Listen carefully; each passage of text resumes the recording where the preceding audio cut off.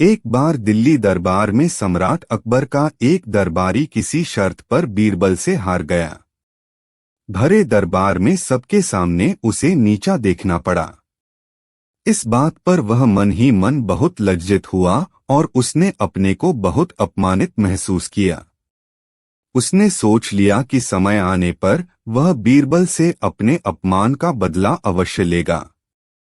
कुछ दिनों के बाद यात्रा का बहाना कर उसने बादशाह से छुट्टी ली और अपना नाम पता बदलकर बहुरूपिये के करतब सीखने लगा। बहुत जल्दी वह इस कला में दक्ष भी हो गया। जंगल के जानवरों से लेकर पशु पक्षी तथा स्त्री पुरुषों की नकल उतारते समय मालूम न होता था कि यह सचमुच कोई दूसरा आदमी है। इस कला में माहिर होने के बाद जब वह दिल्ली लौटा तो तरह तरह के स्वांग रचकर लोगों को दिखाने लगा। धीरे धीरे सारे शहर में उसके अभिनय की प्रशंसा होने लगी। बादशाह के कानों में जब यह बात पहुंची तो उसका कमाल देखने की इच्छा प्रबल हुई। बादशाह ने उसे दरबार में बुलवाया और सारी जानकारी ली। बहरूपिया बोला, हुजूर, मैं शेर का अभिनय बहुत अच्छी तरह कर सकता हूं, किंतु उसमें किसी का खून हो जाने की संभावना भी है। यदि आप एक खून की माफी दे दे तो मैं आपको अपना कमाल बखूबी दिखा सकता हूं। ऐसे समय में आपके दीवान का भी वहां रहना जरूरी है। अकबर ने उसे एक खून की माफी दे दी। जब बहुरूपिया अपने घर लौट गया तो बादशाह ने बीरबल से बोला, बीरबल, स्वांग के समय तुम्हारा वहां रहना जरूरी है। यदि तुम ना रहोगे तो बहुरूपिया शेर का स्वांग नहीं दिखा सकेगा। बीरबल ने बादशाह की आज्ञा स्वीकार कर ली, किंतु बहुरूपिया की बातों से उसने जान लिया कि दाल में अवश्य कुछ काला है। दूसरे दिन ठीक समय पर बीरबल दरबार में हाजिर हो गया। इधर शेर का स्वांग बनाकर बहुरूपिया भी उछलता कूदता दरबार में आ पहुंचा। उसकी कला चातुरी को देखकर दर्शक मोहित हो उठे। बादशाह भी अत्यंत प्रसन्न हुए। इतने में वह बनावटी शेर उछलकर बीरबल के ऊपर आ झपटा। लोगों को लगा कि जैसे वह बीरबल को मार डालेगा। उसे मारने के विचार से बहुरूपिया अपनी खाल के अंदर चाकू छुपाकर रखे हुए था, लेकिन बीरबल पर उसका वार खाली चला गया। बीरबल को यह बात पहले से ही मालूम थी कि उसके साथ अवश्य किसी तरह का षड्यंत्र किया जा रहा है। अतः वह कुर्ते के भीतर मजबूत कवच पहन कर गया था, जिसके कारण बहुरूपिये का अस्त्र उसके शरीर पर असर न कर सका। बादशाह ने जब देखा कि बीरबल को किसी तरह का नुकसान नहीं पहुंचा, वह शेर के झपट्टे से बच निकला है, तो वह बहुत प्रसन्न हुए। बात को छिपाने के अभिप्राय से बीरबल ने भी बहुरूपिये की बहुत प्रशंसा की। बादशाह ने बीरबल से पूछा, बीरबल, बहुरूपिये ने कमाल दिखाया है, अब इसे क्या इनाम दिया जाना चाहिए? बीरबल बोला, हुजूर, यदि आप प्रसन्न है तो इसे 1 साल के लिए दीवान के पद पर नियुक्त किया जाना चाहिए। इससे अच्छा और क्या हो सकता है? यह सुनकर बहुरूपिये का रोम रोम खुशी से नाच उठा।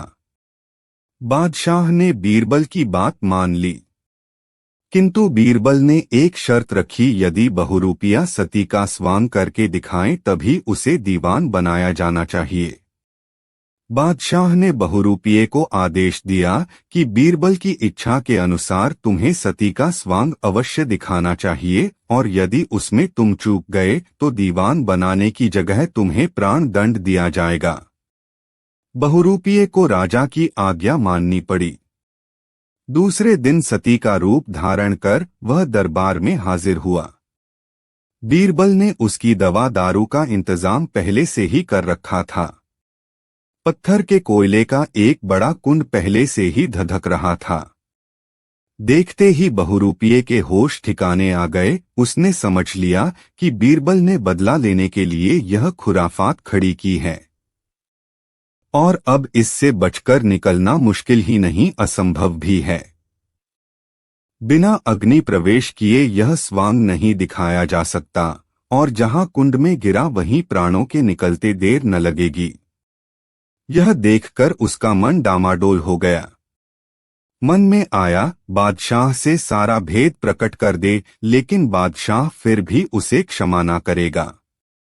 सोचकर वह ना चाहते हुए भी कुंड की ओर बढ़ा और अग्नि प्रवेश करते ही उसका शरीर आग से झुलस गया। जब बीरबल ने बहुरूपिये की यह दुर्दशा देखी तो उनका कोमल हृदय पिघल गया। उन्होंने फौरन सेवकों को आज्ञा देकर उसे कुंड से बाहर निकलवाया और उपचार के लिए भिजवाया। यह देखकर दरबार में चारों ओर बीरबल की जय जयकार होने लगी। बीरबल की इस उदारता से बहुरूपिये के मन में भी बीरबल के प्रति श्रद्धा भाव उत्पन्न हो गई। इधर बीरबल ने जब प्रमाण देकर बादशाह को बहुरूपिये का सारा भेद बताया तो बीरबल की प्रशंसा करते हुए बादशाह ने खुदा का शुक्र किया। जब बहुरूपिया पूरी तरह स्वस्थ हो गया तो वह दरबार में पुनः उपस्थित हुआ। उसने अपना पूर्व परिचय देते हुए कहा, मैं वही दरबारी हूँ जो एक बार बीरबल से शर्त में हार गया था, इसलिए मेरे मन में बीरबल के प्रति बदले की भावना उत्पन्न हो गई थी और मैंने उनकी जान लेने की कोशिश की, लेकिन मुझे अब उनकी बुद्धिमता और उदारता का ज्ञान हो गया है और मैं अपने उस बैर भाव को बिल्कुल भूल गया हूँ। यह कहकर बहुरूपिया बीरबल के चरणों में गिर गया और उनसे क्षमा याचना करने लगा। तभी बीरबल ने उसे अपने सीने से लगा लिया। यह दृश्य देखकर सभी दरबारी हैरान रह गए। इस प्रकार बीरबल और बहुरूपिये का मनमुटाव बिल्कुल समाप्त हो गया। तो दोस्तों, ऐसे ही बुद्धिमता और उदार भावना रखने से आपके बारे में बुरा सोचने वाले भी आपके मित्र बन जाते हैं। दोस्तों, इस कहानी को पढ़ने के लिए धन्यवाद। आपको ये कहानी कैसी लगी नीचे कमेंट करके हमें जरूर बताइएगा। अगर आपको ये कहानी पसंद आई हो तो अपने दोस्तों के साथ बीरबल की सूझबूझ, बुद्धि और हाजिर जवाबी से जहां बादशाह अकबर प्रसन्न थे, वहां दरबार के अन्य लोगों में कई ऐसे भी थे जो बीरबल को उच्च पद से हटाना तथा बादशाह की दृष्टि में गिराना चाहते थे।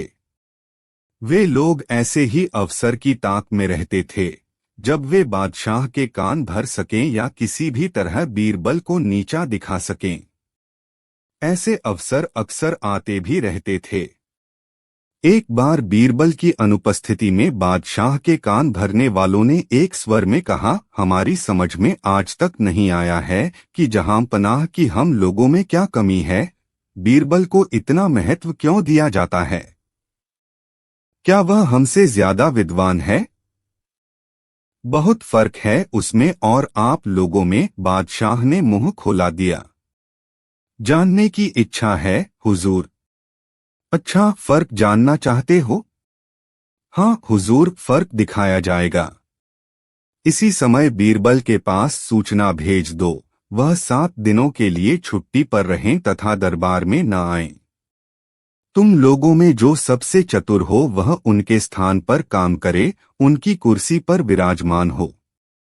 इस 1 हफ्ते में हम फर्क का एहसास करा देंगे। ऐसा ही किया गया। उन लोगों में जो सबसे चतुर था उसे बीरबल के स्थान पर नियुक्त कर दिया गया। बीरबल की हफ्ते भर के लिए छुट्टी कर दी गई। बादशाह उन सबकी परीक्षा लेने का उचित अवसर और परीक्षा का विषय खोजते रहे। 1 सप्ताह खत्म होने को आ गया। 6ठा दिन था। बादशाह ने दरबारियों को एकत्र कर उनके द्वारा चुने गए उस चतुर व्यक्ति से कहा, हमारे महल के पिछले हिस्से में कुतिया के बच्चों की सी आवाजें आती रहती हैं, देखकर आओ माजरा क्या है। बहुत अच्छा हुजूर, कहकर चतुर व्यक्ति चला गया। थोड़ी देर बाद लौटा। बादशाह ने मुस्कराकर पूछा, क्या माजरा है? कुतिया ने बच्चे दिए हैं हुजूर। वे ही कूकू करते रहते हैं। वे कितने बच्चे हैं? बादशाह ने पूछा। हुजूर, मैंने तो गिने नहीं, जाओ गिनकर आओ। व्यक्ति आज्ञा पाकर दोबारा गया और थोड़ी देर बाद लौटा आया। आते ही बोला, जहां पना 5 बच्चे दिए हैं कुतिया ने। मैं स्वयं गिनकर आया हूँ। गिन आए? जी हाँ। अच्छा, तो तुमने यह भी जरूर देखा होगा कि उनमें कितने नर हैं और कितने मादा? बादशाह ने मुस्कुराकर कहा। व्यक्ति चकरा गया। वह बोला, हुजूर, यह तो देखा नहीं, देखकर आओ। व्यक्ति तीसरी बार गया और यह देखकर आया कि बच्चों में कितने नर और कितने मादा थे। हुजूर, 2 नर और 3 मादाएं। अच्छा, जो नर है उनके रंग कैसे कैसे हैं? जी, वह व्यक्ति पुनः घूमने लगा। मैंने दोनों नर बच्चों के रंग पूछे हैं, बादशाह ने कहा। जी, यहीं तक याद है, उनमें से एक तो काला है और एक शायद सफेद। जरा मैं एक बार फिर देख आता हूँ। और व्यक्ति चौथी बार गया। आकर बताया कि नर काला सफेद और दूसरी बादामी, मादाओं में से 2 काली और 1 बादामी है। बैठ जाइए, बादशाह ने कहा। व्यक्ति बैठ गया। अब बीरबल को यहाँ बुलाया जाए, बादशाह ने आदेश दिया। बीरबल ने आते ही कहा, हुजूर, अभी तो 1 दिन और बाकी है, मैं परसों अपने आप ही आ जाता। जरूरी काम है। सेवा बताइए। हमारे महल के पीछे के भाग में अजीब सी आवाजें आती हैं, जैसे कभी कुतिया के भौंकने की, कभी कुतिया के बच्चों की कूकू, कभी गुर्राने की। देखकर आओ, माजरा क्या है? जरा जल्दी लौटना। अच्छा जहां पनाह। बीरबल चले गए। बीरबल जब लौटे तो बादशाह ने प्रश्न किया, क्या माजरा है? कुतिया ब्याही है, 5 बच्चे दिए हैं, वे सब कूकू करते हैं। कुतिया गुर्राती या भौंकती रही होगी रात में, कोई बात नहीं है वहां। 5 बच्चे हैं, उनमें नरमादा कितने कितने हैं? 2 नर 3 मादाएं हैं, बीरबल ने बताया। रंग किस प्रकार के हैं? एक नर काला सफेद, दूसरा बादामी, मादाएं 2 काली और 1 बादामी है। बीरबल का उत्तर सुनकर बादशाह प्रसन्न हो गए। उन्होंने अपने दिल पर गर्व किया कि उन्हें एक बुद्धिमान व्यक्ति मिला है जो उनके साथ रहता है। अपनी प्रसन्नता दबाए हुए बोले, अब तुम लोग समझ गए होंगे कि तुम में और बीरबल में क्या फर्क है। क्यों श्रीमान जी? जी, व्यक्ति का सिर झुक गया। जिस काम को वह 4 बार में कर सका था और 2.5 घंटा लगाया था, उसे बीरबल ने 1 ही बार में केवल आधे घंटे में कर दिया था। वह समझ गया कि उनमें और बीरबल में क्या फर्क है। बीरबल ने जो मान पाया है, अपनी योग्यता के बल पर पाया है। एक बार अकबर बादशाह के उस्ताद पीर साहब मक्का से चलकर दिल्ली आए। रास्ता न जानने की वजह से उन्हें बड़ी मुश्किलों का सामना करना पड़ा था। अकबर बादशाह ने उनकी बड़ी आवभगत की। कुछ दिन आनंद लेकर पीर साहब मक्का लौट गए। जब पीर साहब चले गए तो अकबर बादशाह ने बीरबल से पूछा, बीरबल, क्या तुम्हारे भी कोई गुरु हैं, जैसे कि मेरे पीर साहब हैं? यदि हैं तो वे कहाँ रहते हैं, कभी आते जाते भी हैं या नहीं?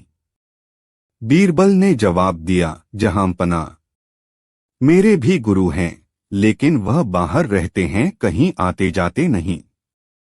हाल ही मैंने सुना है कि मेरे गुरुदेव किसी को कुछ बताते भी नहीं और कभी किसी से 1 पैसा भी नहीं लेते। रुपये पैसे का उन्हें लोभ नहीं है। यह सुनकर बीरबल के गुरु के प्रति अकबर बादशाह के मन में श्रद्धा उत्पन्न हुई और उन्होंने बीरबल से अपने गुरु से मिलवाने का आग्रह किया। अकबर बादशाह से बातें करके जब बीरबल रास्ते में आए तो उन्होंने देखा कि लकड़ी बेचने वाले एक बूढ़े ने परिश्रम करके लकड़ियों का एक गट्ठर बांधा हुआ है। वह सुबह से शाम तक इधर उधर भटका, पर किसी ने भी उसे उचित मूल्य देकर वह गट्ठर नहीं खरीदा। लाचार होकर बूढ़ा लकड़हारा गट्ठर अपने घर वापस लिए जा रहा था। पहले तो बीरबल ने उस लकड़ी बेचने वाले से लकड़ियों के उस गट्टर का मूल्य पूछा, फिर उसे अपने घर ले गए और उससे बोले, मालूम होता है कि तुम समय के कुचरक में फंसकर इस दीन अवस्था में पहुंचे हो। बीरबल ने उसे अच्छे साफ सुथरे वस्त्रों और काली जटा इत्यादि से युक्त ब्राह्मण साधु बना दिया। उसके हाथ में रुद्राक्ष की माला दे दी। फिर एक बड़े मंदिर के पीछे मृगचर्म के आसन पर बैठाकर उससे बोला, तुमसे मिलने बड़े बड़े अमीर उमराव आएंगे, पर उनसे तुम बिल्कुल मत बोलना। तुम्हें कितनी ही बहुमूल्य वस्तुएं वे क्यों न दिखाएं, पर तुम उनकी तरफ आंख भी मत उठाना। तुमसे जो कुछ भी पूछें उसका जवाब मत देना। बस अपने ध्यान में रहना और सिर्फ माला फेरते रहना। ध्यान रहे, यदि इसके अलावा तुमने कोई भी हरकत की तो तुम्हारी खैर नहीं, क्योंकि मैं तुम्हारी हरकतों को देखता रहूंगा। बूढ़े लकड़हारे ने बीरबल की बातों को स्वीकार कर लिया। जब बीरबल को यकीन हो गया कि वह भली भांति स्वांग कर सकता है, तब वह अकबर बादशाह के पास दरबार में गए। दरबार में उस समय सभी दरबारी उपस्थित थे। बीरबल ने अकबर बादशाह को अपने गुरु के आने की शुभ सूचना दी और कहा, पहले तो गुरुदेव ने दर्शन देने से इनकार किया, पर मेरे खुशामद करने पर वह पधारे हैं और मंदिर के पिछले हिस्से में आसन जमाए हुए हैं। उन्होंने आप लोगों को दर्शन देना भी स्वीकार कर लिया है, लेकिन मुझे साथ आने को मना कर दिया है। यदि मैं हठ करके जाऊंगा तो हो सकता है वह मुझे शाप दे दें। अतः आप और लोगों के साथ उनके दर्शन करने के लिए जा सकते हैं। बीरबल को छोड़कर अकबर बादशाह के साथ सभी दरबारी गुरुदेव के दर्शन करने के लिए गए। अकबर बादशाह ने गुरुदेव के सामने जाकर सादर मस्तक झुकाया। फिर बैठकर उनसे पूछा, गुरुजी, अपना निवास स्थान तथा शुभ नाम इस दास को भी बताने की कृपा करें। गुरुदेव भी किसी ऐसे वैसे के चेले नहीं थे। अकबर बादशाह की बातें सुनी अनसुनी करके वह अपने ध्यान में ही रहे। अकबर बादशाह फिर बोले, भगवन, मैं सारे हिंदुस्तान का बादशाह हूँ और आपकी प्रत्येक इच्छा पूर्ण करने में समर्थ हूँ। आप कृपा करके एक बार मेरी ओर नजर उठाकर देख लें तो मैं आपको धन्य समझूंगा। इस पर भी जब गुरुदेव ने ध्यान नहीं दिया तो अकबर बादशाह ने 10,000 रुपये मूल्य का कड़ा, जिसे वह स्वयं पहने हुए थे, हाथ से उतारकर गुरुदेव के चरणों में यह सोचकर रख दिया कि लालच में शायद कुछ आशीर्वाद देकर इस बहुमूल्य कड़े को स्वीकार कर लें। परंतु जब कुछ नतीजा न निकला तो निराश होकर अकबर बादशाह वहां से उठ खड़े हुए और बोले, जो आदमी अतिथि के साथ ऐसा व्यवहार करे उस कठोर हृदय से बातें करना भी मूर्खता है। अकबर बादशाह को क्या पता था कि ऐसे मूर्ख से सामना होगा। उन्होंने वह कड़ा बीरबल के यहाँ भिजवा दिया, क्योंकि दान की वस्तु बादशाह के महल में कैसे आ सकती थी। अगले दिन गुरुदेव का सारा हाल सुनाकर अकबर बादशाह ने बीरबल से पूछा, मुख मिले तो क्या करना चाहिए। बीरबल बोले, उस समय चुप रहना ही अच्छा है। बीरबल के इस जवाब से अकबर बादशाह की रही सही मर्यादा पर भी पानी पड़ गया। उनका विचार था कि ऐसी बात कहकर वह बीरबल के गुरु को मूर्ख साबित करेंगे, पर उल्टे खुद मूर्ख बने।